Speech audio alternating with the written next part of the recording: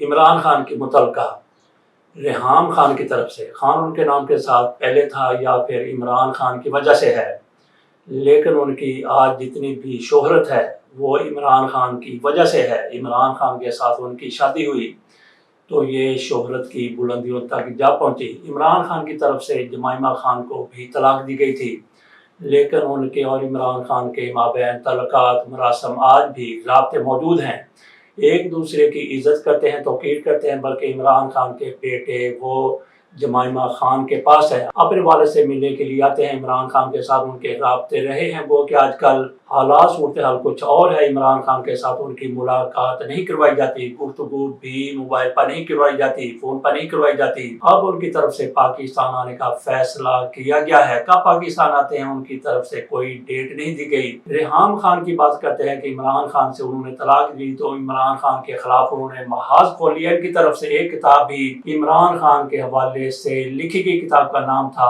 میں ہوں ریحام خان، لیکن اس نام کو پھر بعد میں تبدیل کر دیا گیا، پہلے ہی لوگوں کو پتہ چل گیا کہ کتاب میں کیا کچھ موجود ہے۔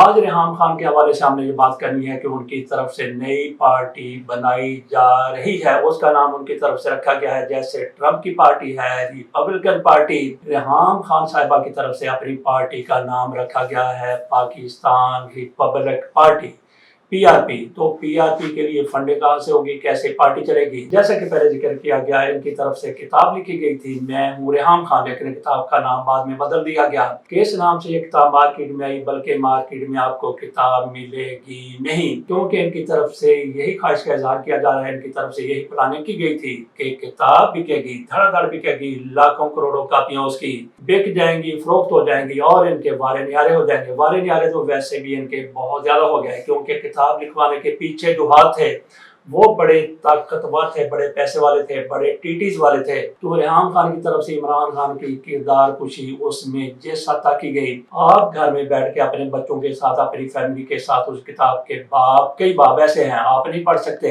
انہوں نے اپنی کتاب میں جو کچھ کہا، جو کچھ ان سے کہلوایا گیا وہ انتہائی زیادہ شرمناک ہے، لیکن کتاب مارکیٹ میں اس لیے نہ آ سکی کہ اس کتاب کا فوری طور پر PDF دنیا کے سامنے آ گیا، دنیا نے وہ کتاب پڑھ لی، لیکن ان کی کتاب شائع ہوتے ہوتے رہ گئی۔ جو لوگ ان کے پیچھے تھے اس وقت کتاب لکھوانے میں، ان میں شہباز شریف صاحب کا بھی نام لیا جاتا ہے۔ تو شہباز شریف صاحب اس میں کیا فنڈنگ کریں گے اس پارٹی کو آگے لے جانے کے لیے؟ کیونکہ شہباز شریف تو خود عمران خان کے مد مقابل ہیں، اور آج کل عمران خان کا مقابلہ کرنے کے لیے پارٹیوں کی عوام میں جانے کی ضرورت نہیں ہے۔ فارم 47 آپ کے پاس موجود ہو تو آپ نے پھر کیا کرنا؟ فارم 45 تو ایک طرف رکھ دیا جاتا ہے۔ بات ہم کر رہے ہیں ریحام خان کی، ان کی طرف سے پارٹی بنائی گئی ہے، تو ہو سکتا ہے کہ آج کے وزیر اعظم جناب شہباز شریف صاحب جب یہ وزیر اعظم نہیں تھے، انہوں نے جس طرح سے کہا جاتا ہے کہ انہوں نے کتاب کے حوالے سے پورا تعاون کیا تھا، تو اس پارٹی کو شہباز شریف صاحب کی طرف سے 10 ارب روپے کی فنڈنگ کی جا سکتی ہے۔ شہباز شریف صاحب پیسے کو پیسہ نہیں سمجھتے، بلکہ پیسے کو کیا سمجھتے ہیں؟ ہاتھوں کی میل سمجھتے ہیں، یا پھر پیسے کو اپنی جان سمجھتے ہیں؟ جی بالکل ایسا ہی ہے کہ شہباز شریف صاحب پیسے کو پیسہ نہیں بلکہ اپنی جان سمجھتے ہیں۔ پاکستان میں پیسہ کس طرح سے اڑاتے ہیں؟ سرکاری پیسہ ہے، لیکن جب لندن جاتے ہیں وہاں پہ ٹیکسی کرتے ہیں تو اس سے واپس مانگتے ہیں، ریز گاڑی اس سے واپس مانگتے ہیں کرایہ دینے کے بعد۔ اس سے آپ پھر اندازہ کریں کہ شہباز شریف صاحب کتنے پیسے کے پتر ہیں، پیسے کے باپ ہیں، پیسے کو کتنا اپنی دل و جان سے زیادہ چاہتے ہیں۔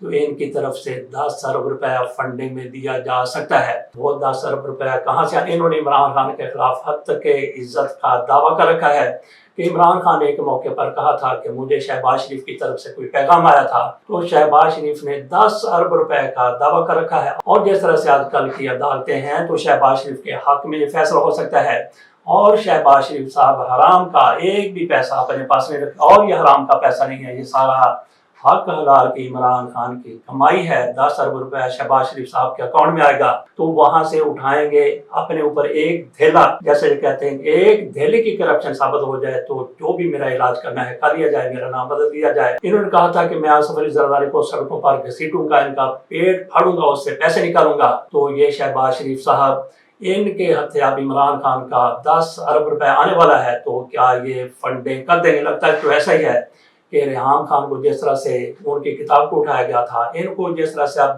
ان کی سیاسی پارٹی بن گئی ہے، ان کو اٹھایا جا رہا ہے، تو 10 अरब रुपए तो शहबाज शरीफ साहब के लिए मामूली सी बात है, दे देंगे इमरान खान का मुकाबला। लेकिन इमरान खान का मुकाबला ये खुद भी करने की जरूरत ही नहीं है, क्योंकि फॉर्म 47 है। तो इनको आगे लाने के लिए हो सकता है 10 अरब रुपए शहबाज शरीफ साहब इनके फंड में दे दें। अगली खबर की तरफ चलते हैं। जमशेद दस्ती साहब, उनको नाअहल करार दे दिया गया। इलेक्शन कमीशन की तरफ से उनको नाअहल करार दिया गया है। स्पीकर की तरफ से रेफरेंस भेजा गया था और ये साबित हो गया कि उनकी डिग्रियां, उनके सनदे वो जाली हैं, उनके तालीमी असनाद सर्टिफिकेट सारे जाली साबित हुए हैं। इस तरह तो होता है इस तरह के कामों में, बल्कि कुछ लोग कहते हैं कि उस तरह तो होता है इस तरह के कामों में, उस तरह वही उस तरह। तो जमशेद दस्ती की तरफ से जो कुछ अदारों के खिलाफ कहा गया था, जो कुछ इस हुकूमत के खिलाफ, इस रजीम के खिलाफ कहा गया था, तो फिर यही इनका अंजाम होना था। नाअहल करार दे दिया गया। हालांकि आजकल वो कानून नहीं है कि आपने बीए की, एमए की डिग्री, आपका बीए होना जरूरी है, वो शर्त खत्म हो गई है। इन्होंने डिग्रियां अपनी क्यों लगा दी, जारी क्यों लगा दी, बहरहाल ये अलग सवाल है। लेकिन इन्होंने जिस तरह से वो पहले प्रेस कॉन्फ्रेंस करते रहे, जिस तरह से ये किसी के बारे में बहुत कुछ कहते रहे हैं, तो इनका यही अंजाम होना था। इधर देख लीजिए कि लाहौर में जिस तरह से अहमद खान साहब, उन्होंने भी 26 पीटीआई के अरकान के बारे में एक फैसला कर रखा था कि इनको मैंने नाअहल करवाना है। लेकिन यहाँ पे उनके मामला बेहतरी की तरफ जा रहे हैं, क्योंकि इनके पीछे 26 मेंबरों के पीछे, इनको नाअहल करवाने के पीछे वो ताकत नहीं है। इस तरह के इनकी तरफ से नहीं कहा गया, नहीं किया गया।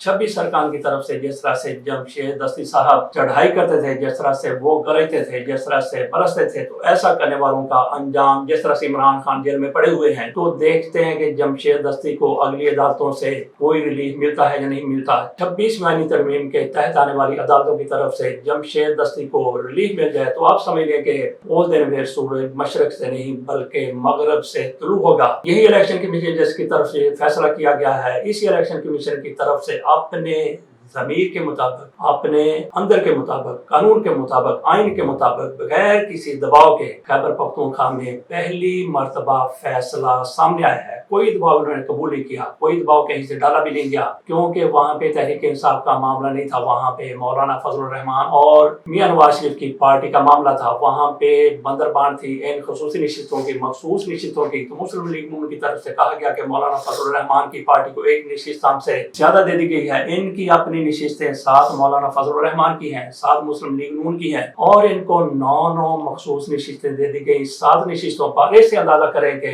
किस तरह की बंदरबान होती है। बंदरबान मेरा ख्याल है कि बहुत ही नरम लफ्ज है। बात हम कर रहे हैं कि पहला फैसला इलेक्शन कमीशन की तरफ से अपने ज़मीर के मुताबिक किया गया है, क्योंकि तहरीक इंसाफ का कोई लेना देना नहीं था। अब ये हो गया है कि मुस्लिम लीग नून की भी 9 नशिस्तें और मौलाना फजलुर रहमान की भी 9 नशिस्तें, एक नशिस्त और बची हुई है। उस हवाले से कहा जा रहा है कि टास्क किया जाएगा, जिसके हिस्से में वो नशिस्त आ गई उसको मिल जाएगी। इसी तरह से वहाँ पे परवेज खट्टर की पार्टी और एएनपी, उनके माबैन भी एक नशिस्त का टास्क होना है, वो देखते हैं कि इसके हिस्से में जाती है। तो बाकी चाचा जी को मरियम नवाज शरीफ साहिबा की तरफ से माफ कर दिया गया है। वही साजिद नवाज साहब जिन्होंने मरियम नवाज शरीफ साहिबा के हवाले से कहा था, बल्कि वो कहता है कि मैंने अगर वो कुछ बात की थी तो मैंने किसी का नाम नहीं लिया था। ये इनकी तरफ से बड़ी दलील दी गई है कि मैंने किसी का नाम लिए बगैर किरदार कुशी की थी, गाली दी थी। इसी तरह से आसमा शराजी साहिबा की तरफ से एक आर्टिकल लिखा गया जिसमें बुशरा बेगम का नाम लिए बगैर कहा गया कि ये देखें कि किस तरह से सुइयां चुभोती हैं, किस तरह से कांटे लगाती हैं, किस तरह से गोश्त लिया जाता है, किस तरह से गोश्त को तकसीम किया जाता है, किस तरह से जलाया जाता है, ये जादूगरी है, ये जादू करती हैं। जब उन पर तनकीद की गई तो उन्होंने कहा मैंने तो किसी का नाम नहीं लिया था। इसी तरह से मरियम नवाज शरीफ साहिबा के हवाले से साजिद नवाज की तरफ से कहा गया है कि मैंने किसी का नाम नहीं लिया था। लेकिन यहाँ पे हमने ये बात जरूर करनी है कि इनकी तरफ से जिस तरह से इंटरव्यू दिया गया उसको आप कह सकते हैं कि बड़ा बावकार अंदाज था, बड़ी ग्रेस थी उनके इंटरव्यू में। जिस तरह से उन्होंने पहले बात की थी उसके साथ हम इत्तेफाक नहीं करते, जिस तरह से उन्होंने गाली दी थी। लेकिन जिस तरह से उन्होंने अब बात की, उन्होंने कहा कि मैं उस वक्त गुस्से में था, लेकिन अपनी बात जो मैंने कर दी उस पर कायम हूँ, ये उनकी तरफ से कहा गया। यहाँ पे हमने बात करनी है कि मरियम नवाज शरीफ साहिबा की तरफ से, अदारों की तरफ से उनको माफ कर दिया गया। ये बहुत बड़ापन है। क्या मरियम नवाज शरीफ साहिबा ने माफ किया या फिर अदारों की वजह से उनके खिलाफ कोई बहुत बड़ा एक्शन ही किया गया? उन्होंने एक इंटरव्यू दे दिया, उन्होंने ये भी कह दिया कि पंजाब हुकूमत जिंदाबाद, पाक फौज जिंदाबाद। पाक फौज को तो पहले ही दुनिया पाकिस्तानी जिंदाबाद कहते हैं। बहरहाल उन्होंने जब ये देखा कि पानी सर से ऊपर जा रहा है तो उन्होंने एक वीडियो बना दी और उसके बाद जो उनका इंटरव्यू मैं समझता हूँ कि बड़ा ही उनकी तरफ से नाप तोड़ के इंटरव्यू दिया गया। उनसे पूछा गया कि आपकी मुलाजमत का क्या बना, तो انہوں نے کہا نو کمنٹس. تو باقی باتیں ان کی طرف سے جو بھی کی گئی میرا خیال ہے کہ ان کی طرف سے باوقار لہجہ اپنایا گیا. لب و لہجہ ان کا زبردست تھا, بالکل درست تھا. انہوں نے جو کچھ کہا تھا اس سے اتفاق نہیں کیا جا سکتا, لیکن اس کے بعد ان کی طرف سے جو رویہ سامنے آیا, جو ان کا انٹرویو سامنے آیا, اس نے ظاہر کیا ہے کہ یہ بندہ پڑھا لکھا ہے. اس کے ساتھ اجازت دیجیے, اللہ حافظ.